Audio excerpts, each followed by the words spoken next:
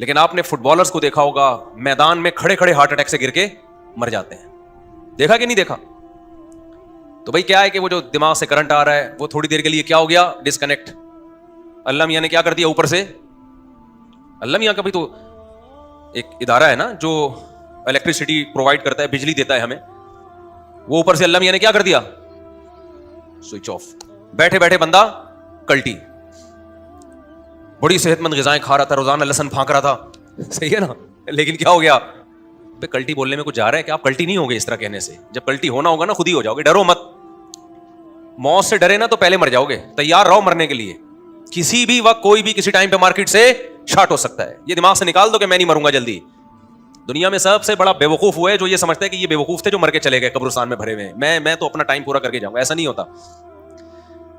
تو اب میں آپ کو چند ایک مثالیں دیتا ہوں ڈاکٹروں کی, جس سے آپ کو پتا چلے گا کہ بھائی ہم کس چیز سے دل لگا رہے ہیں, کتنے بڑے بے وقوف ہیں ہم لوگ. کانسیپٹ ہی کلیئر نہیں ہے ہمارے. تو ڈاکٹروں کی مثالیں اس لیے دے رہا ہوں کہ قرآن و سنت کی مثالیں تو سنتے رہتے ہیں نا, ان پہ تو یقین نہیں آتا, اس میں ڈاکٹروں کی مثالیں دے رہا ہوں. تو ہارٹ اسپیشلسٹ ڈاکٹر ایک نہیں کئی ڈاکٹروں سے پوچھا ہے, کہتے ہیں بھائی بغیر کسی وجہ کے بھی ہارٹ اٹیک ہو سکتا ہے.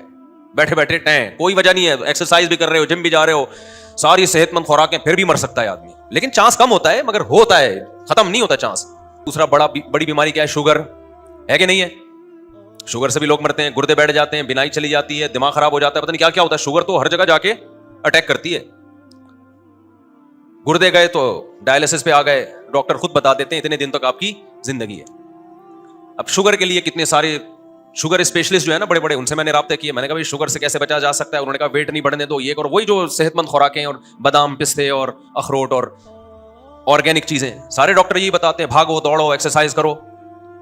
ڈاکٹر صاحب کیا یہ سارے کام کرنے کے بعد گارنٹی ہے شوگر نہیں ہوگی؟ شوگر کے اسپیشلسٹ بولے گا گارنٹی میرے بھائی, بولو نا نہیں ہے. ابے پھر کیا, میں وہ واقعہ بتاتا ہوں لیکن ابھی نہیں بتاؤں گا وہ واقعہ.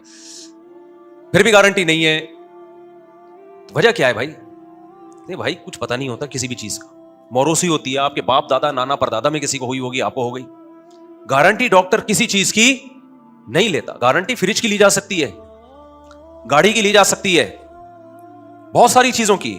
انسان کی جو باڈی ہے اس کی گارنٹی ہے ہی نہیں.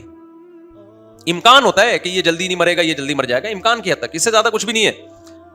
آگے چلتے ہیں ہم. کینسر کے اسپیشلسٹ, کتنے لوگوں کو کینسر ہوتا ہے نا. کینسر کے اسپیشلسٹ سے میری کئی دفعہ ملاقات ہوئی, اور وہ اسپیشلسٹ بھی معمولی اسپیشلسٹ نہیں ہے, جو کینسر کے اسپیشلسٹ کو پڑھاتے ہیں, یعنی اسپیشلائزیشن کرواتے ہیں کینسر میں. اور یورپ کے ایک دفعہ ملاقات کے لیے آئے, میں نے کہا ڈاکٹر صاحب آپ جو مجھ سے پوچھنے کے لیے آئے وہ بعد میں پوچھنا, پہلے میں آپ سے کچھ چیزیں پوچھنا چاہتا ہوں. کینسر سے بچنے کے لیے کیا کرنا چاہیے؟ یہ میں صحت پہ آپ کو رپورٹیں پیش نہیں کر رہا.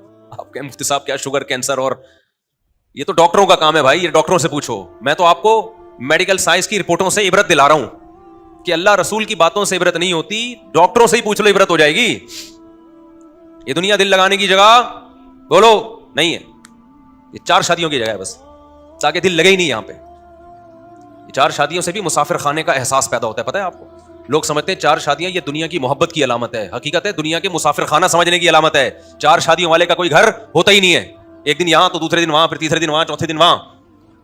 ایک صاحب نے مجھ سے کہا نا, میرا وہ بڑا لطیفہ ہٹ ہوا تھا.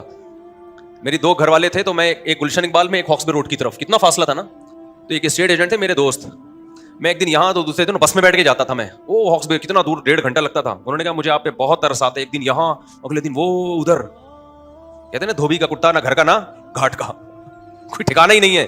میں نے کہا ترس مجھے آپ پہ آتا ہے, ایک دن وہاں, دوسرے دن بھی وہاں, تیسرے دن بھی وہاں, 10 سال ہو گئے وہاں, 15 سال ہو گئے وہاں. ہم نے کہا ہم تو ایک دن یہاں تو دوسرے دن کہاں ہیں, وہاں ہیں. پھر میں نے ان کو بتایا کہ دنیا مسافر خانہ ہے, اس میں مسلمان کا کوئی ٹھکانا نہیں. یہ گھر ور کی محبتیں, چارپائیوں سے, پلنگوں سے, دیواروں سے, یہ ان لوگوں کا کام ہے بھائی جو دنیا سے محبت کرتے ہیں. ہمارا تو کوئی پلنگ ہی نہیں ہے, کوئی پتہ نہیں ہوتا آج کہاں سونا ہے ہم نے. رپورٹ آ جاتی ہے آج فلاں جگہ کی باری ہے, چل بھائی. مسلمان کا کوئی گھر, دیرو دیوار, اینٹیں بولو نہیں ہوتی. اینٹوں سے محبت, پلنگوں سے محبت, بستروں سے محبت, یہ ان لوگوں کا کام نہیں ہے جو دنیا کو مسافر خانہ سمجھتے.